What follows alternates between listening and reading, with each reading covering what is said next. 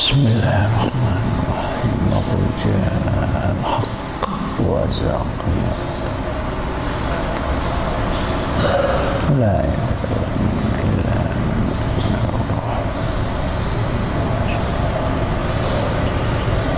Assalamualaikum warahmatullahi wabarakatuh.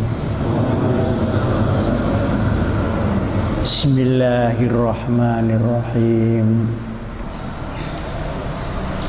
Alhamdulillahi rabbil alamin. Wa bihi nasta'inu ala umurid dunya waddin.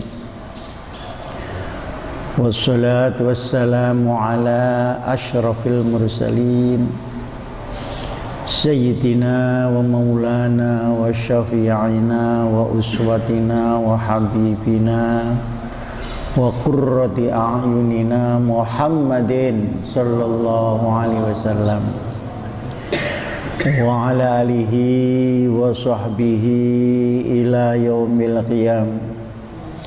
Rabbana atina min ladunka rahmah wa hayyi' lana min amrina rasyada.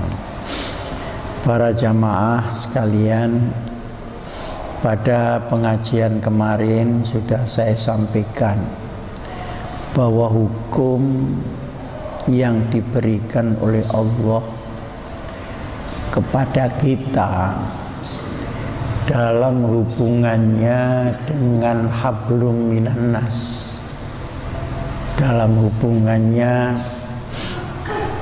hukum antar manusia, itu justru untuk melindungi hak-hak manusia itu.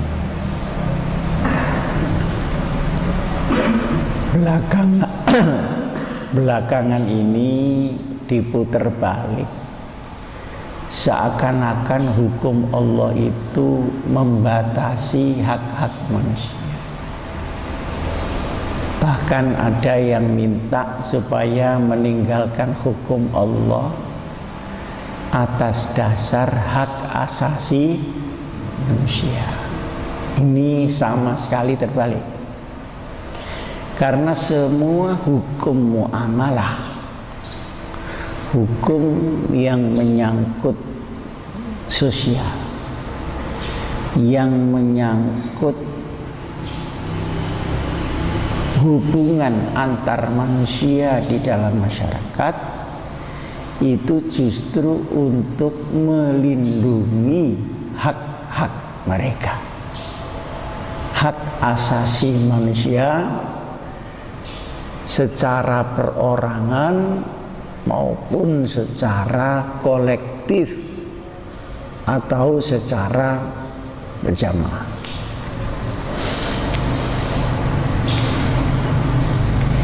Isi daripada hukum itu adalah keadilan. Jadi hukum itu ketentuannya, keadilan itu maknanya.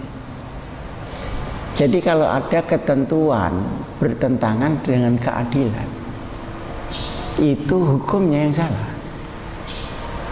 Hukum itu harus memuat keadilan. Nah, di sini Allah Subhanahu wa taala berfirman, innallaha ya'muru bil 'adli wal ihsan. Kan sering kita dengar itu di setiap khutbah Jumat. Tapi karena khutbahnya sudah ngantuk-ngantuk ini ya, yang khutbah juga pelan, yang mendengarkan juga sudah innalillahi wa inna ilaihi raji'un. Innallaha ya'muru, sesungguhnya Allah memerintahkan. Jadi jelas sekali bahasanya, memerintahkan bil adli, dengan pelaksanaan keadilan, wal ihsan, dan kebaikan, wa ita izil qurba, ini kemakmuran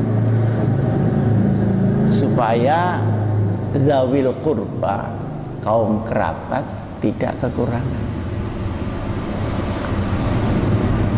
Wa yanha 'anil fahsya. Allah memerintahkan cegah itu fahsya, kekejian yang berdasarkan seks yang tidak terkendali.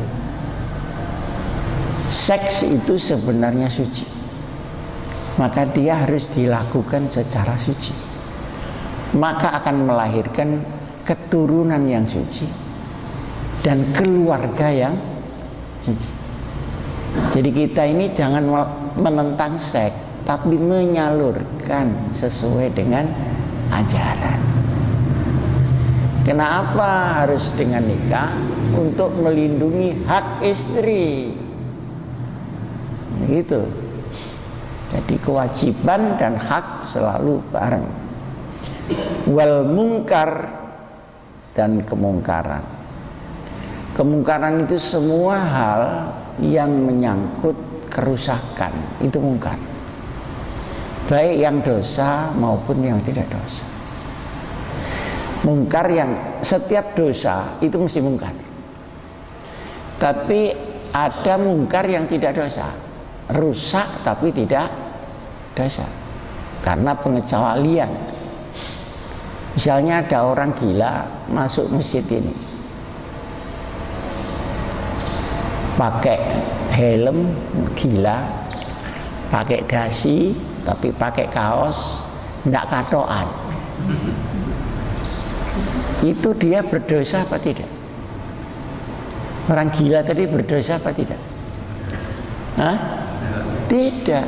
Kenapa? Ya karena gila itu. Jadi kalau sampean macam-macam kepingin tidak dosa, gila dulu, maka akan terbebas dari dosa. Tapi itu mungkar, artinya menimbulkan kerusakan. Jadi mungkar itu lebih lebar, lebih luas dari dosa.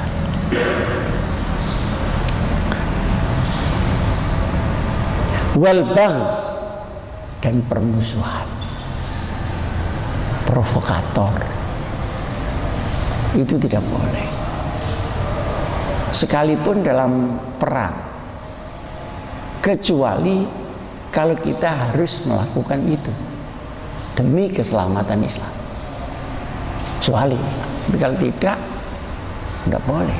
Al-baghyu, jadi meletupkan ke permusuhan.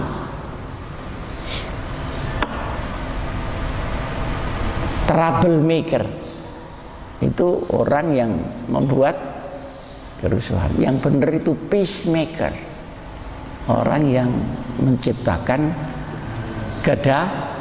kedamaian. Ya'izukum la'allakum tadzakkarun. Dinasihati itu supaya selalu ingat, karena mesti lupa di situ. Fadzakir fa inna dzikra tanfa'ul mu'minin. Kita harus orang terus diingatkan terus, karena lupa itu juga datang setiap saat. Wong kacamata dipakai itu bisa dicari, mana kacamata saya? Kata cucunya, ya itu, Mbah, oh bukan ini, yang satu lagi. Saking tidak maunya kalah. Nah, jadi inti hukum itu adalah keadilan. Kalau ada ketentuan hukum bertentangan dengan keadilan, maka yang harus dimenangkan adalah keadilannya, dan hukumnya dirubah sesuai dengan rasa keadilan. Sekarang banyak hukum yang tidak berkeadilan, sangat banyak, sangat. Mestinya pekerjaan tender itu kan untuk semua, siapa yang dapat. Tapi dia bisa membuat aturan untuk si A saja, si B tidak boleh. Bisa membuat peraturan itu, bisa. Tetapi peraturan itu tidak berkeadilan. Nah, mungkin karena suap. Nah, suap ini penyakit yang paling dahsyat terhadap hukum. Apalagi kalau gajinya hakim sedikit, Tidak cukup, istrinya minta terus, sementara dia sendiri juga serakah. Ya sudah, akhirnya ada hakim ditangkap, ada hakim diadili, karena dia mengambil keputusan di luar keadilan.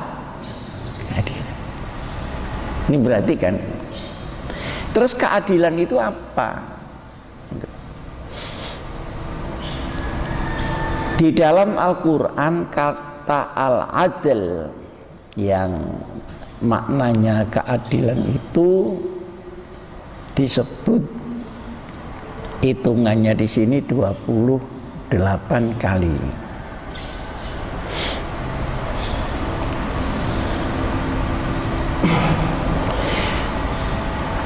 Adil itu maknanya al-istiqamah wal musawah.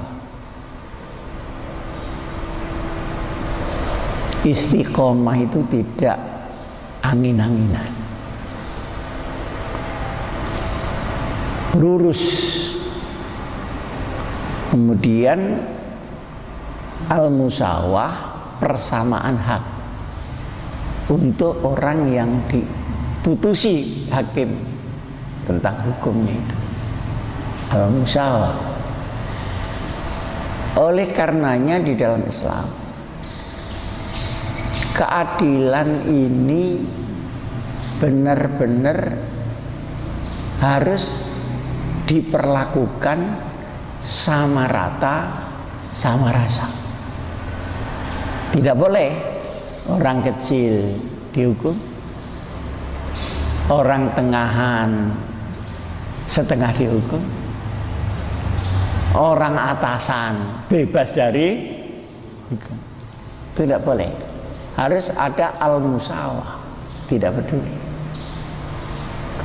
Nah, sehingga hukum di dalam Islam itu sama rata, sama rasa. Lain dengan ekonomi. Kalau ekonomi itu bukan sama rata, sama rasa, tapi sama-sama merasakan. Beda apa enggak itu? Kalau sama-sama merasakan, pokok rata, tidak mesti sama. Jadi tukang ban itu ya enggak bisa lah minta gaji sama dengan yang punya pabrik ban. Gimana? Bisa enggak? Ini ya bisa. Misalnya orang menjadi buruh pabrik baja di Cilegon, minta sama dengan direktur utamanya, ya enggak bisa. Tetapi harus sama-sama merasakan. Nah, merasakan itu yang dimaksud adalah merasakan rahmat, berkah, dan kafaah. Jadi merasakan rahmat rezeki, merasakan berkahnya, dan merasakan apa itu, merasakan rahmat, merasakan rezeki, dan merasakan berkahnya. Nah, kalau terjadi sama sekali tidak bisa dirasakan, nah di situ tidak ada keadilan. Jadi keadilan ekonomi itu berbeda dengan keadilan hukum. Nah, bagaimana caranya kita supaya rezekinya banyak? Ya tingkatan kualitas kita ditingkatkan. Itu. Masa yang lulusan SD minta sama dengan yang insinyur, ya tidak bisa. Kenapa ya kok tidak bisa? Karena kemampuannya memang tidak sama. Kalau tukang ini bagian tukang batu, ya sudah tukang batu saja. Geser tukang kayu sudah tidak bisa dia. geser tukang semen tidak bisa, karena dia tukang batu. Tapi kalau insinyur ngurusi batu, semen, kayu, genteng dan sebagainya, masa minta sana? Ya tentu tidak sama karena prestasinya tidak sama. Itulah keadilan. Di dalam Al-Quran ada istilah al-adl. Tadi yang saya sebut, innallaha ya'muru bil adli. Ada juga ini ada tambahan di sini. Bagaimana adil terhadap orang yang istrinya banyak? Lah ini, teman saya belum berpengalaman ini. Kemauan ada, tapi keberanian tidak ada. Kenapa keberanian tidak ada? Takut ribut aja. Seperti teman saya itu kawin 2.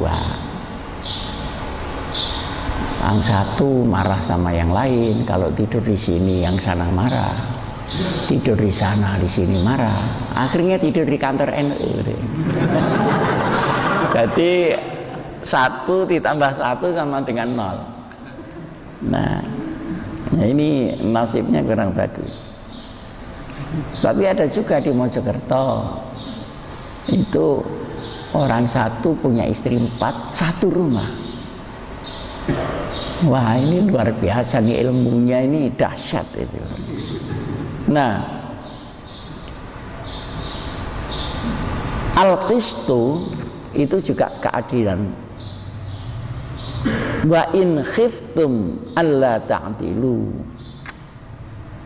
fawahida aw ma malakat aymanukum zalika adna alla ta'ulu. Keadilan di sini ya keadilan yang manusiawi. Tidak bisa keadilan seperti keadilan yang maha kuasa. Yang penting keadilan itulah hak-hak daripada istri itu tidak boleh dikurangi. Nah itu al-qisat. Di al-qisat itu adalah persamaan hak di dalam hukum. Al-qistu itu di dalam Al-Quran juga artinya keadilan. Yang ketiga, keadilan itu tadi pemerataan ya. Ada keadilan persamaan, ada keadilan pemerataan. Yang ketiga ini al-wasat, jalan tengah, keseimbangan. Jadi misalnya begini, di dalam kita hidup ini hendaknya selalu ada keseimbangan. Keseimbangan antara jasmani dan rohani kita. Keseimbangan antara dunia dan akhirat kita. Jangan menyebelah. Karena kalau menyebelah itu nanti ada yang dirugikan di sini. Orang olahraga terus, tetapi tidak berbudi pekerti, ya sudah dia bisa mukulin orang sana sini. Tapi orang budi pekerti terus, tidak pernah olahraga, olah batin terus, ya batuknya lebih cepat dari yang lain-lain. Sehingga kadang-kadang di dalam masyarakat ada yang salah paham. Kiai itu kalau pengen karomah harus batuk-batuk dulu. Nah, itu tidak benar. Al-qistu itu bersamaan dengan al-wasatu, keseimbangan dunia akhirat, lahir batin.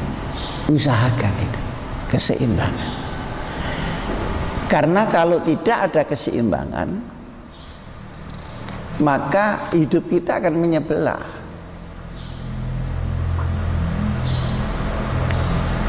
Ini berlaku juga untuk perlakuan kita kepada orang lain. Di sini dicontoh,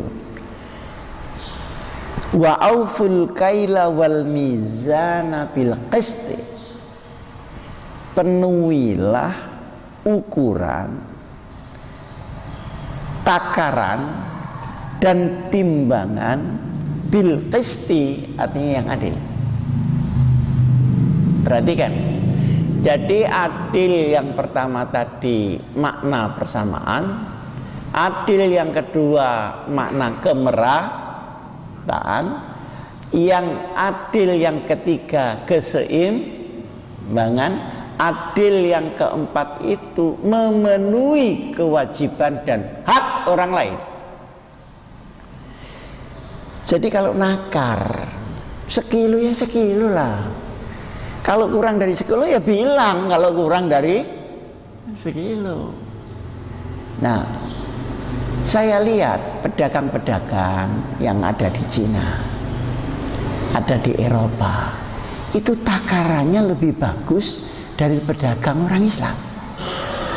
Tapi ini diem saja, jangan ngomong-ngomong orang. Tentunya memalukan. Coba lihat toko Cina. Toko Cina itu kalau jual gula sekilo ya sekilo, kualitas satu ya kualitas satu, kualitas dua ya kualitas dua. Kalau dia ingin menaikkan, dia dinaikkan, bukan dikurangi timbangannya. Kan begitu. Itu yang di negara-negara Eropa, Pak. Semua barang-barang itu ada ceknya, ada checkingnya, ada apanya. Itu artinya ada tandanya. Ini benar, tidak benar, berapa kilo, kualitas nomor berapa, itu jelas. Yang benar itu yang ini. Nah, kita tidak. Membeli rambutan katanya manis 2 kilo, tahu-tahu setelah dibeli kecut. Ngerti kecut enggak? Kecut itu apa bahasa Indonesianya? Masem. Loh Pak, ini kok masem Pak? Marah yang jual. Sampean itu kok rewel? Sampean 2 kilo saja kok rame masem. Saya 4 keranjang ini masem semua. Itu tenang saja. Nah, urus kira-kira pedagang ini Islam apa enggak? Insya Allah KTP-nya Islam. Jadi banyak hukum Islam yang dilakukan oleh orang lain tidak dilakukan oleh kita sendiri. Nah, disinilah maka al-Islam wal Muslim itu beda. Islam itu aturannya ya'lu wala yu'la alai. Tapi orang Islamnya nanti dulu, lihat potongannya, lihat kualitas ke-Islam. Makanya kan saya sering cerita di masjid ini, di Jalan Surabaya. Tahu Jalan Surabaya enggak? Di belakangnya, di sebelah baratnya Jalan Keramat, itu kan ada Jalan Surabaya. Situ kan ada jual lampu-lampu antik. Saya minta yang antik, harganya 2,5 juta. Dikasih yang baru, harganya cuma 650. Loh Pak, saya minta yang kuno Pak, bukan yang baru. Aduh, sampean kok rewel. Ini lampu sampean biarkan sendiri, lama-lama kuno sendiri. Ini gimana pedagang? Akhirnya saya bayar 650. Loh kurang Pak Haji, loh kurangnya nanti kalau sudah kuno. Jengkel saya. Loh, kena apa itu terjadi di kalangan orang Islam? Bener enggak omongan saya ini? Ya. Jadi kita ini bertauhid, beribadah, tapi kurang bermuamalah cara syariah. Tipu menipu, preman-preman. Bahkan di dalam politik pun kadang begitu. Misalnya kita semua ini partai politik Islam, gitu. Mestinya kalau partai politik Islam itu langkah-langkahnya harus Islami karena kita orang Islam, bener nggak? Tapi kadang-kadang dibalik, karena kita Islam, maka kita berbuat apa saja boleh karena untuk Islam. Makanya karu-karuan. Akhirnya tipu-tipu juga boleh atas nama Islam. Ngebom juga boleh atas nama Islam. Ngerusak juga boleh atas nama Islam. Padahal jelas dalilnya innallaha ya'muru bil adli wal ihsan. Yang bikin kita tidak maju-maju itu kan ini sebenarnya. Jadi kalau Islamnya itu ya'lu wala yu'ala alai, dia akan terus tinggi dan tidak akan ada yang menyawai konsep Islam itu. Yang ruwet itu kan orang Islam itu. Akhirnya apa? Akhirnya Islamnya tidak laku karena yang menjajakan, yang mempromosikan itu tidak cocok dengan keluhuran Islam. Kita menawarkan obat batuk yang nomor 1, tapi kita batuk terus. Ini obat batuk nomor 1, klik, klik, klik, klik. Kata yang mau beli, minum sendiri. Orang kamu batuk terus kok menawarkan obat? Waduh, di sini Pak, di sini. Jadi yang harus kita angkat itu orang Islamnya, Pak. Untuk menutupi keluhuran Islam. Nah, kita suka membatasi itu tadi, tauhid, ibadah, kemudian hukum-hukum pribadi. Sudah, kalau menyangkut hukum sosial, udah ngawur-ngawur aja kita. Padahal itu sudah diperingatkan, ara'aitalladzi yukadzibu bid-din, fadzalikal-ladzi yad'ul yatim wala yahuddu ala ta'amil miskin. Kamu pengen tahu orang beragama Islam tapi dusta terhadap Islamnya? Siapa itu? Ya yang tauhid ibadahnya bagus tetapi suka menghardik kaum du'afa, suka menerlantarkan. Nah, itu kan konteks sosialnya yang rusak. Yang sesungguhnya konteks sosial itu harus dijiwai dengan ibadah, tauhid, dan keadilan hukum menurut syariat Nabi besar Muhammad sallallahu alaihi wasallam. Disinilah lalu ada makalah.